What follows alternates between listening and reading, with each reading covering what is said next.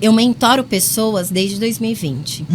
Em 2022, eu mudei o meu questionário de ingresso às pessoas à mentoria. E uma das perguntas que tem nesse questionário, porque não são todas as pessoas que são eleitas a fazer um processo, tá? Acho que eu cheguei até a comentar com você, eu tenho a mentoria do 4P, que são 4 encontros extremamente profundos, que eu te entrego o resultado, mas você precisa estar disponível para si. São 4 encontros, são 1h30, 2 horas cada encontro, e ele é transformador. As pessoas que fazem esse processo têm grandes resultados e de mudança mesmo, de vida, assim, dessa visão de mundo tão dolorida. Em 2022, eu coloquei uma pergunta no questionário que não tinha, que era sobre qual é a periodicidade que você faz exames de rotina.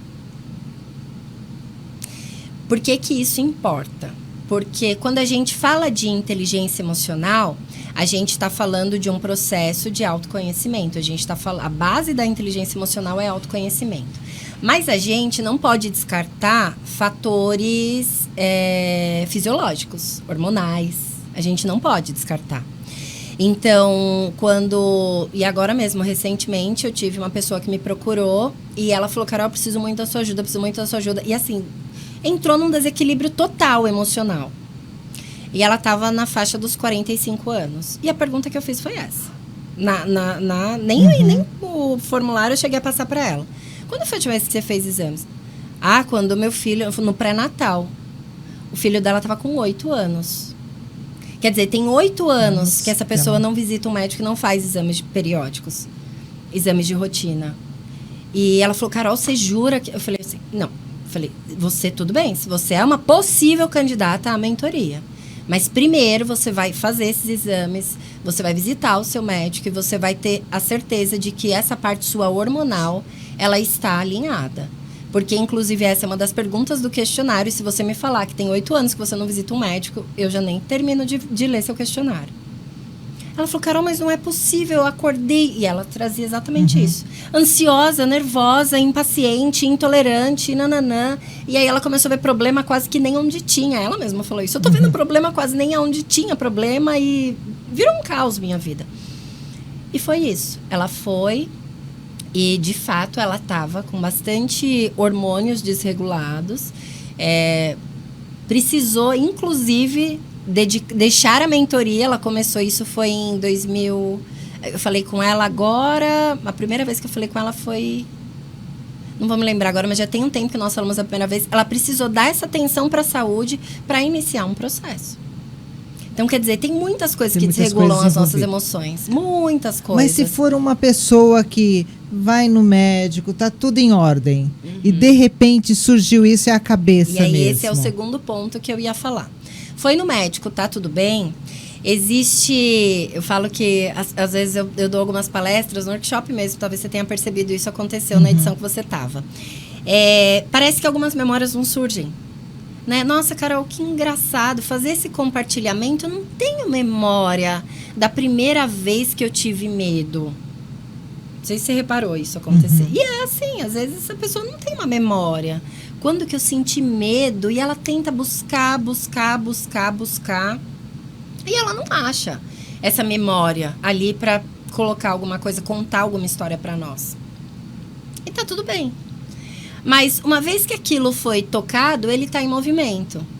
E aí é sempre o que acontece. Do nada eu recebo uma mensagem e a pessoa fala, Carol, me lembrei de uma... É assim, é sempre assim. Sem nenhuma exceção, todos os casos são assim. É porque fica pensando, né? Exato. Vai embora. E aí digamos que você não participou de nada meu. Mas a sua vida aconteceu e em um determinado momento você se vê nessa ansiedade, você se vê nesse movimento. Alguma coisa que você viveu, alguma coisa que você viu, pode ter mexido em algumas memórias, e eu vou falar, gente, isso tudo que acontece é muito inconsciente. Se retrata sempre através dos nossos comportamentos. Por isso que perceber o que falamos e o que fazemos a todo momento são recursos extraordinários que você tem sobre você. Então, às vezes foi alguma situação, alguma coisa que mexeu na sua caixinha de memória. Mas aí você não está trabalhando isso, você não assistiu o podcast, você não conhece a Carol Basílio e tem essa esquisitice. E aí você procura por ajuda e eu vou te fazer algumas perguntas que são bastante estratégicas para mexer nisso de uma maneira mais assertiva. E você me contar com mais detalhes sobre a sua ansiedade. Tudo isso é técnica. Tudo isso são técnicas. Então, uma vez que você tem um comportamento desse, se incomoda e, Carol, eu preciso da sua ajuda, eu quero entender isso, algumas perguntas ali, ó. Pra gente começar uma conversa, você já encontra muitas respostas. Porque o seu pensar e o seu sentir, dentro desse movimento novo que está acontecendo, essa ansiedade, essa coisa esquisita que você está vivendo agora, você já experimentou dessa sensação em algum momento. Nada foi colocado na Tânia agora. Não, já existe. É a mesma coisa a pandemia. Eu gosto muito de falar disso, Tânia.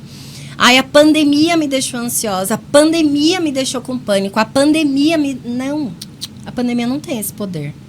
Você já tem uma configuração que este movimento de altíssimo medo, de desconhecido, de total insegurança que todos nós vivemos, mexeu lá na sua caixinha e trouxe coisas à tona. Ah, mas o que você percebeu da pandemia? Né? Na minha palestra eu dou bastante esse exemplo. O que você percebeu? Você teve medo de morrer na pandemia? Não. Eu não tive. Pois é. Bastante pessoas tiveram medo de morrer. Não, eu dei teve umas que ficou louca. Tive amigas minhas que até dentro de casa usava máscara. Não, tinha gente que nem telefone atendia. Dentro do carro sozinho. Nem telefone atendia. E aqui é um ótimo exemplo pra gente falar do Tudo é Sobre Você. Muita gente acordava durante a pandemia no pico alto. Eu tenho que trabalhar. Bota a farda, vai e trabalha. Mas teve aquelas mesmas pessoas que vão, às vezes, para o mesmo lugar, trabalhar no mesmo lugar, que não conseguiram sair de casa, não atendia nem o telefone, não conseguia levantar da cama, com medo de se contaminar. Ou de se contaminar e morrer, ou de se contaminar e contaminar familiar. Medo, gente. E aí todo mundo teve muito medo na pandemia. Sabe qual foi meu medo, Carol? De ficar presa. Eu odeio, eu gosto de liberdade, eu gosto de sair, eu gosto de ir pra lá e pra cá. Eu não parei. Eu juntei umas amigas, fazia academia clandestina, sim, eu ia treinar, sim, eu pegava o carro, eu ia sair, eu faço compra pra família se precisar, porque eu não queria ficar presa. Sim. Então eu dava um jeitinho de... Sim. E pra mim foi ótimo isso. Sim. Então, tem a pandemia, né, que é o que a gente fala da realidade externa. Tem o que você pensa e sente e tem o que você faz. Só que isso é um movimento que na nossa cabeça, no nosso cérebro, acontece esse estímulo a cada 12 milhões de segundos. É muito rápido. Então, tem muito estímulo acontecendo. Então, a pandemia tem o que eu penso, o que eu sinto e o que eu faço. Aí eu penso, sinto medo, mas eu vou trabalhar. Aí eu penso, sinto medo e eu não atendo o telefone, eu fico em casa trancada. Eu fico em casa com muito medo, trancada. E aí? Nossa, mas é pandemia, não é? Somos seres humanos, não somos? Eu e você. E o que fez a gente se comportar de maneira diferente? É verdade, né? Cada um reagiu de uma forma bem diferente. A visão de mundo. Eu tive medo de morrer, você teve medo de morrer. Só que eu saí pra trabalhar, você ficou em casa trancada. O cenário é o mesmo, não é? Pandemia. É o mesmo. Tá todo mundo morrendo, tá todo mundo com medo. Mas o meu medo faz eu ir, o seu medo faz você ficar. E aí? E por quê? Você sabe me dizer? Percepção. Percepção. Sobre o medo. Percepção. Diferente sobre a pandemia. Veja. Ah, cara, mas pandemia é pandemia pra todo mundo. Tem o que eu penso e o que eu sinto sobre ela. E tem o que você pensa e o que você sente sobre ela.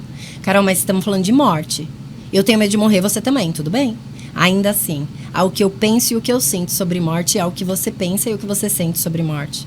Eu não sei o que você conhece de morte. Eu não sei se você perdeu pessoas precocemente na sua vida. Eu não sei se você já quase morreu. Não. Exato. Eu não sei se pessoas da sua família foram... Eu não sei o que você conhece de morte. Assassinadas, mortas em trânsito por um assalto. Eu não sei. Eu não sei o que você conhece de morte. Mas é morte, não é? Uhum. Então, Eu conheço de morte de um jeito e você conhece morte de outro. É isso que faz eu ir ou eu não ir. Então, é a minha percepção sobre aquilo, porque é sobre a minha experiência em relação à morte. Tudo é a sua vida, né? Tudo é sobre... Você. Tudo é sobre você, Luiz, não tem jeito. Tudo é sobre você. E a gente pode ficar aqui trazendo exemplos até amanhã de manhã. E a gente sempre vai chegar nesse denominador comum que é muito curativo. Einstein já dizia, né? Depende do ponto de vista. Depende do ponto de vista.